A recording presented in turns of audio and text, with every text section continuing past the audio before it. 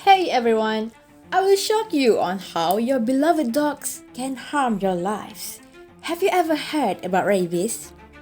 Rabies is a viral zoonotic disease that can develop if a person gets bitten by the infected animals, mainly dogs. Rabies is a progressively fatal and incurable viral encephalitis caused by a Lissa virus infection.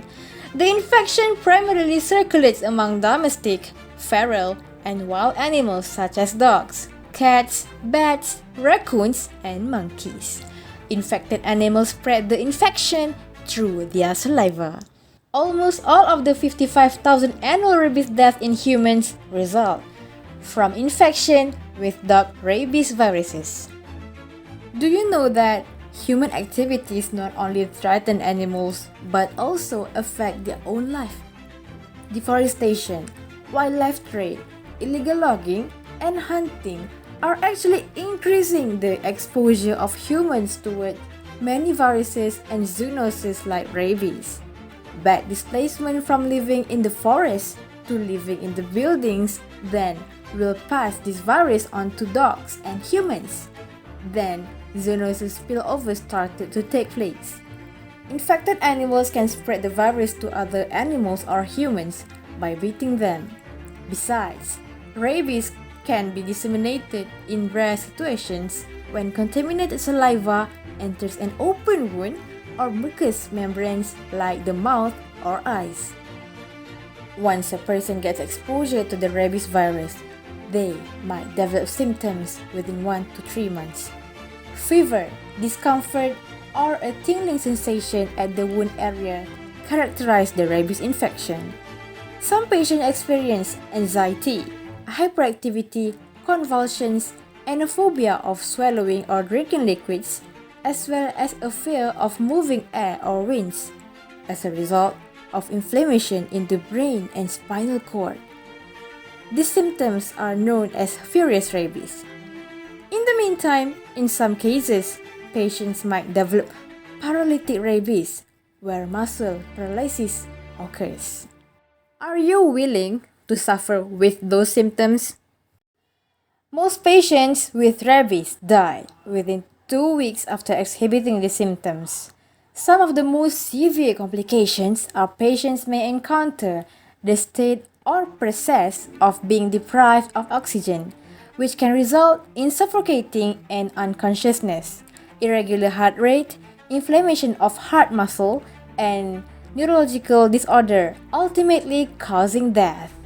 Do you want this to happen to you or your family members? Remember, once the symptoms appear, the fatality rate is high.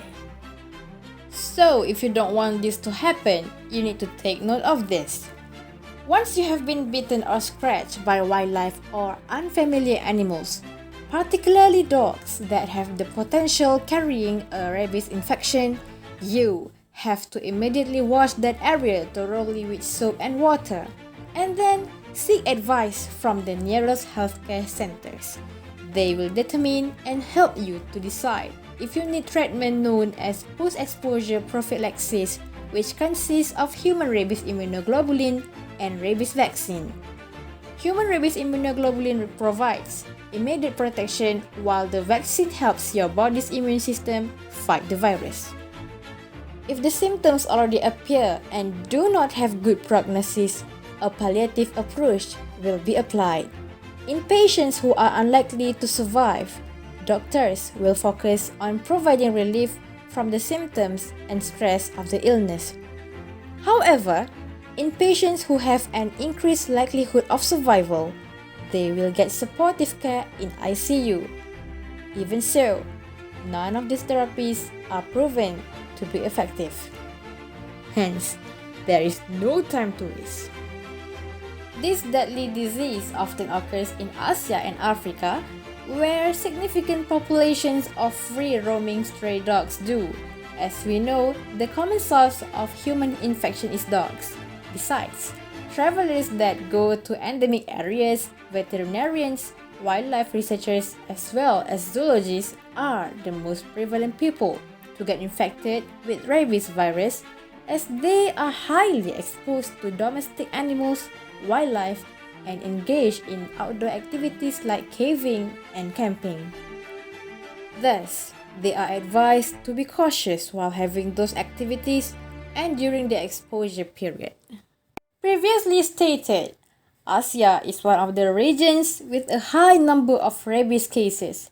This is proven by Malaysia's statistic that recorded up to 35 cases since 1st of July 2017 until June 2021, only in the state of Sarawak, and 33 of them reported as death. The two survivors, both are children, were reported to have suffered from severe neurological complications. This is due to the high population of stray dogs and presence of palm oil plantation in the border between Sarawak and Kalimantan, Indonesia.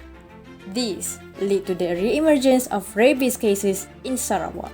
On the other hand, in 2020, 3 rabies cases in Malaysia were reported and all 3 of them were dead. Prevention is always better than cure.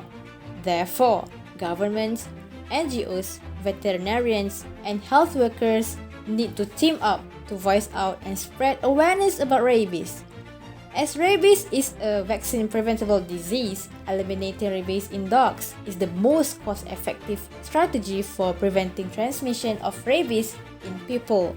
Therefore, the government should obligate all pet keepers and animal farmers to vaccinate their pets and domestic animals through a rabies vaccination program. Besides, enhancing the education on dog behavior and bite prevention is also a vital move. NGOs, veterinarians, healthcare workers, and any related authorities need to cultivate responsible pet ownership, proper hand wash techniques, how to prevent dog bites, and what to do after getting a bite or scratch. Of course, this program needs to be held at community level to make sure the messages reach all layers of society. Third, immunization program. Pre-exposure prophylaxis is recommended for people in high-risk occupations such as laboratory workers who handle rabies virus, zookeepers, veterinarians, and any professions who might have direct contact with bats, carnivores, or other mammals that may be infected. Lastly, screening the places or areas that have the tendency of rabies infection need to be done. Isolate and treat any animals that had been infected and acknowledge the community in those areas so they can be cautious with their surroundings. Again, I would like to encourage all of you to vaccinate your dogs and yourself if you think that you are one of those high-risk people. The prevention seems to be simple, but it's alarming. Our life is our responsibility.